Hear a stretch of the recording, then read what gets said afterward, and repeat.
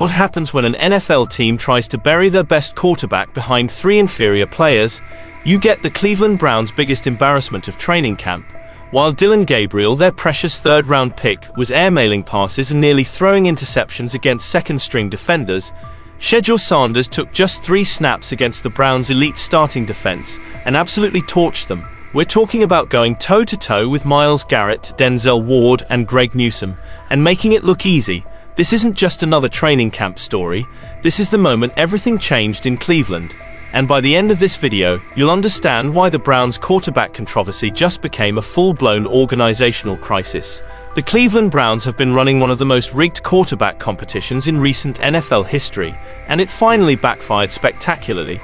For 7 straight days, they've been force-feeding Dylan Gabriel first-team reps while keeping Shedeur Sanders buried with the scrubs. Owner Jimmy Haslam even tried to distance himself from drafting Sanders, calling it Andrew Barry's decision. But on day 7 of training camp, when they finally gave Sanders a microscopic taste of real competition, he didn't just succeed, he dominated. Today, I'm breaking down exactly what happened, why the Browns coaching staff is in full panic mode, and how this single practice session exposed the biggest quarterback evaluation failure in the NFL right now. Picture this: after 7 grueling days of throwing to undrafted rookies and battling just to get second-team reps, Shedeur Sanders finally got what the coaching staff mockingly called a dog bone. A few snaps against Cleveland's starting defense. What happened next wasn't just impressive, it was a complete titamatic destruction of everything the Browns thought they knew about their quarterback room. Sanders' first series against the elite Browns defense wasn't a gentle introduction. This was a trial by fire against some of the most dominant defensive players in the NFL. Myles Garrett, the reigning Defensive Player of the Year, was flying off the edge with murderous intent. Denzel Ward, one of the league's premier cornerbacks, was locked in coverage. Newsome too was prowling the secondary like a predator. This is the same defense that made veteran quarterbacks look foolish last season. But here's what separates franchise quarterbacks from pretenders. Sanders didn't just survive this gauntlet, he thrived in it. His first snap, a perfect strike into tight coverage. His second, a laser beam that split 2 defenders. By his third attempt, even the defensive players were starting to take notice. This wasn't a rookie getting lucky. This was precision quarterbacking at its finest. The most telling moment came on a crossing route that nearly connected despite perfect coverage. The incompletion wasn't due to poor accuracy or bad decision-making. It was elite defense meeting elite quarterbacking, and Sanders held his own. Then came the dagger, a rollout to the right where Sanders zipped a strike to Gage Laverdane that had coaches scrambling to take notes. The throw required perfect timing, precise placement, and the kind of arm strength that can't be taught. But perhaps most impressive was Sanders' composure.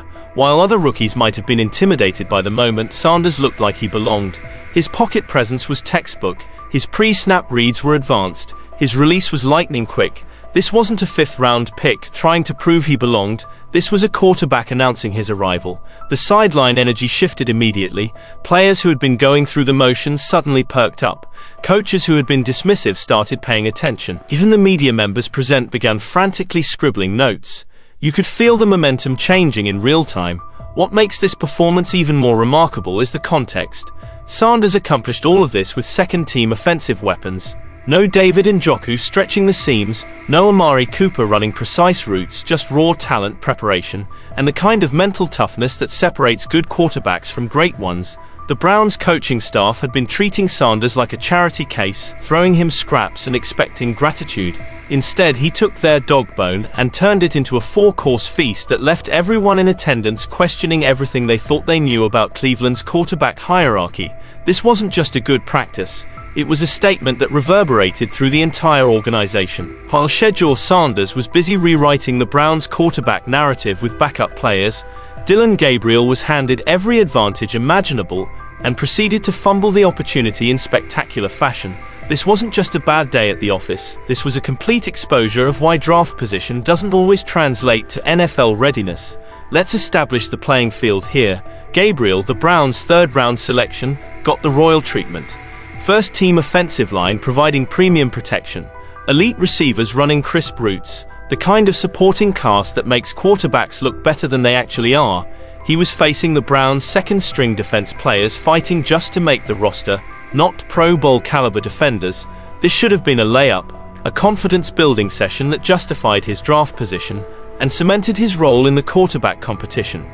Instead, Gabriel delivered one of the most uninspiring performances you'll see from a quarterback with legitimate NFL aspirations. 3 plays, 3 incompletions. But it wasn't just the statistics, it was how those incompletions happened that told the real story. The first pass was thrown away under minimal pressure, suggesting poor pocket awareness and panic in a clean environment. The second was nearly intercepted by a second-string safety, indicating poor decision-making and questionable ball placement. The third was a wide miss on what should have been a routine completion. These weren't throws that required exceptional arm talent or advanced processing. These were fundamental quarterback plays that any NFL-caliber signal caller should execute consistently. Gabriel's struggles weren't against elite competition, they were against players who might not even make the final roster. If you can't succeed against second-string defenders with first-team weapons, what does that say about your NFL readiness? The most damning aspect of Gabriel's performance was the stark contrast it created with Sanders' success.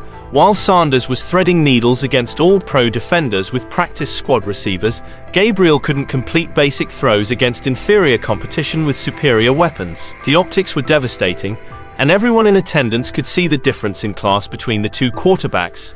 Gabriel's lone touchdown of the day perfectly encapsulated his limitations. A simple dump-off pass that Gage Larvadain turned into a highlight reel score through pure individual effort. Gabriel stood in the pocket, made the safe throw, and watched Larvadain do all the work with a brilliant move after the catch. Yet somehow this was being celebrated as quarterback success rather than receiver excellence. The most frustrating part for Browns fans watching this unfold is the continued narrative that Gabriel is competing for the starting job. Competing with whom? His own shadow. The tape doesn't lie. And the tape shows a quarterback who shrinks under pressure, makes poor decisions, and fails to elevate the players around him. If the Browns were running a legitimate quarterback competition based on merit and performance, Gabriel would be fighting for the third-string job, not getting first-team reps. But politics, draft position, and organizational pride have created a situation where the best quarterback is getting the worst opportunities, while the struggling quarterback gets every advantage. It's a recipe for disaster that's playing out in real time. What we witnessed on Day 7 of Browns training camp wasn't just a great individual performance, it was the complete exposure of one of the most rigged quarterback competitions in recent NFL memory. The Browns coaching staff has been running a shell game, dealing Dylan Gabriel face cards while handing Shedeur Sanders jokers, and expecting fans to believe it's a fair fight. Let's examine the evidence systematically. For 7 straight practices, Gabriel received the majority of first-team reps, working with the Browns' best offensive weapons against inferior defensive competition. Meanwhile, Sanders was relegated to throwing to undrafted rookies and practice squad players, fighting for scraps of meaningful practice time. When Sanders finally got his microscopic opportunity against the starting defense, he delivered immediately. When Gabriel got his golden opportunities with superior weapons, he consistently failed to capitalize. The coaching staff's language around Sanders' performance was particularly telling. They called his reps against the starting defense a dog bone, as if giving their 5th-round pick a chance to prove himself was some kind of charitable gesture. This reveals everything about their mindset. They're not evaluating talent objectively, they're protecting their predetermined hierarchy regardless of performance. Kevin Stefanski and the offensive staff have spent weeks gaslighting the media with phrases like, "We're just rotating," and "we want to see what everyone can do." But the rotation has been anything but equal. Gabriel gets premium opportunities to succeed, while Sanders gets minimal chances to fail. That's not evaluation, that's manipulation. The most damning aspect of this rigged competition is how it's being justified. Joe Flacco is 39 years old with nothing left to prove, yet he's still getting meaningful reps. Kenny Pickett's hamstring is tighter than Fort Knox, but he's still ahead of Sanders on the depth chart. Gabriel has consistently underperformed when given opportunities, yet he continues to receive preferential treatment. Meanwhile, Sanders produces every time he touches the field and remains buried behind players who can't match his performance. This isn't about giving veterans respect or allowing draft picks time to develop.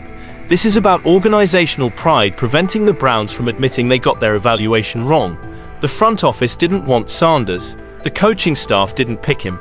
So now, giving him a legitimate shot would mean acknowledging that their 5th-round afterthought is outplaying their carefully selected 3rd-round investment. The numbers don't lie, and they don't care about politics. Sanders went 6 of 10 passing on Day 7, including a crisp 2-for-3 performance against Cleveland's elite starting defense. His passes weren't safe checkdowns. They were precision throws into tight coverage executed with confidence and timing. Gabriel went 6 of 11 with multiple misfires against inferior competition with superior weapons. But perhaps most revealing is the locker room energy.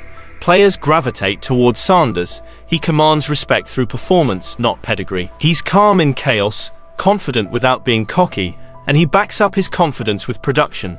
That's not just leadership, that's franchise quarterback material, and the longer the Browns ignore it, the louder that locker room is going to get. Just days before Shedeur Sanders torched the Browns' starting defense, owner Jimmy Haslam sat in front of cameras and delivered one of the most cowardly statements in recent NFL history.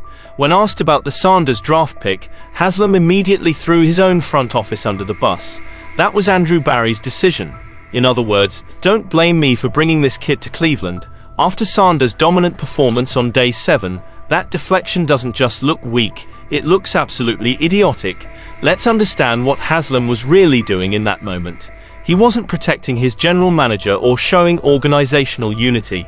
He was trying to distance himself from accountability, creating plausible deniability in case Sanders didn't work out.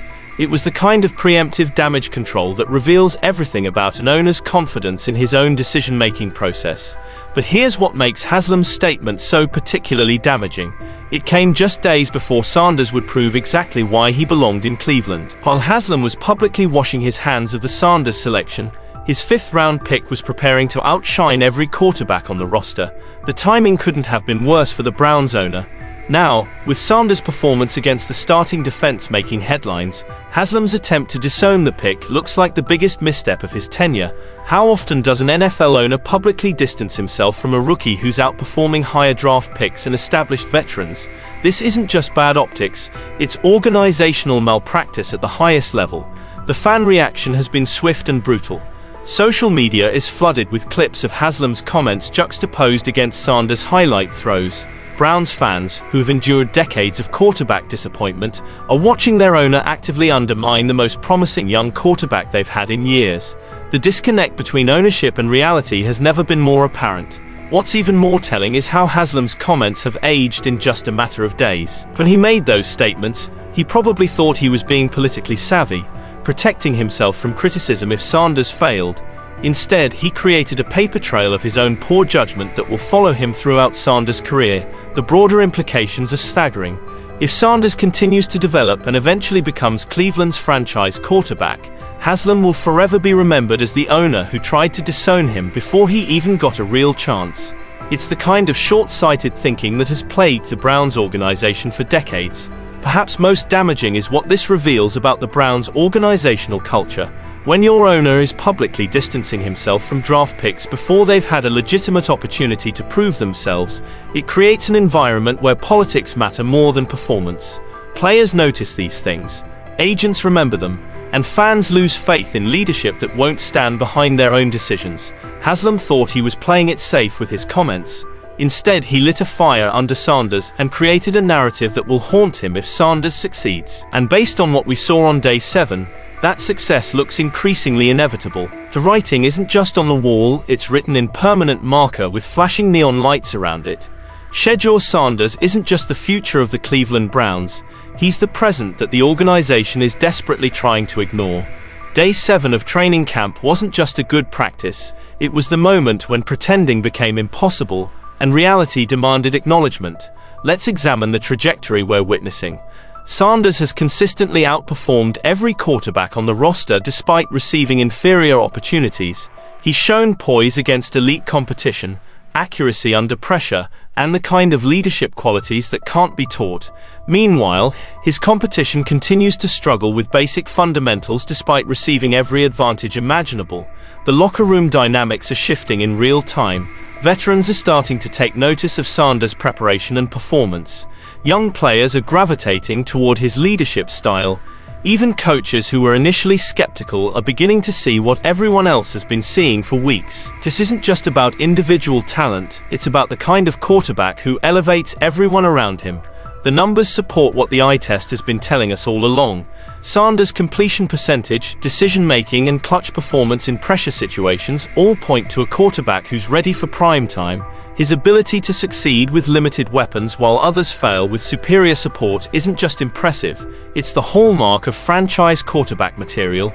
But perhaps most importantly, Sanders has that intangible quality that separates good quarterbacks from great ones. He makes everyone believe. When he's in the huddle, players expect success. When he drops back to pass, receivers run their routes with conviction. When he faces pressure, he doesn't panic, he performs. These aren't qualities you can develop through coaching or a scheme. They're innate characteristics that define elite quarterbacks. The Browns can continue their charade for a few more weeks, maybe even into the regular season. They can keep feeding Gabriel first-team reps and pretending Joe Flacco is a long-term solution. But eventually, performance demands recognition. And Sanders' performance has been undeniable. The question isn't whether Sanders will become the Browns' starting quarterback, it's how much damage the organization will do to itself by delaying the inevitable. Every week they keep him buried is another week of wasted development time. Every game they start an inferior quarterback is another opportunity missed. Every day they ignore what's happening in practice is another day they fall behind in maximizing their most valuable asset. By mid-season, possibly sooner, the pressure will become too great to ignore. Fan demands will intensify, media scrutiny will increase, and most importantly, the performance gap will become so obvious that even the most stubborn coaching staff will have to acknowledge reality. Shedeur Sanders isn't just a name, he's a movement. He represents hope for a franchise that has been searching for quarterback stability for decades. The Browns finally have their answer. They just need to stop pretending they don't know the question. The rise is inevitable, and it starts now. So there you have it, the moment that changed everything in Cleveland. Shedeur Sanders took his microscopic opportunity and turned it into a statement that reverberated through the entire Browns organization. While Dylan Gabriel continues to struggle with first-team advantages, while Jimmy Haslam tries to distance himself from the best decision his front office has made in years, and while the coaching staff clings to their rigged competition, Sanders just keeps producing. The truth is undeniable. Cleveland has found their franchise quarterback, and he's been hiding in plain sight as a fifth-round pick. The only question remaining is how much longer they'll keep denying what everyone can see. This isn't just about training camp anymore. This is about the future of the Browns franchise, and that future has a name: Shedeur Sanders. The numbers don't lie, the tape doesn't lie, and the locker room energy doesn't lie. When you give Sanders an inch, he takes a mile. When you give him scraps, he turns them into a feast. And when you finally give him a real opportunity, he tortures your starting defense and makes everyone question why he wasn't getting those chances from day one. Mark my words, by the time this season is over, Shedeur Sanders will be QB1 in Cleveland. Not because of politics, not because of draft position, but because he's simply the best quarterback on the roster. The Browns can keep running their rigged competition, but eventually talent wins out. And Sanders has more talent in his pinky finger than the rest of their quarterback room combined. Now I want to hear from you. How long do you think the Browns can keep this charade going? Drop a comment below with your prediction. Will Sanders be starting by week 1 mid-season, or will Cleveland somehow find a way to waste an entire year of his development? And if you're as frustrated as I am watching this organizational malpractice unfold, smash that like button to let the algorithm know that Browns fans deserve better. Don't forget to subscribe and hit the notification bell because this story is far from over. Tomorrow I'll be breaking down the latest developments from Browns camp.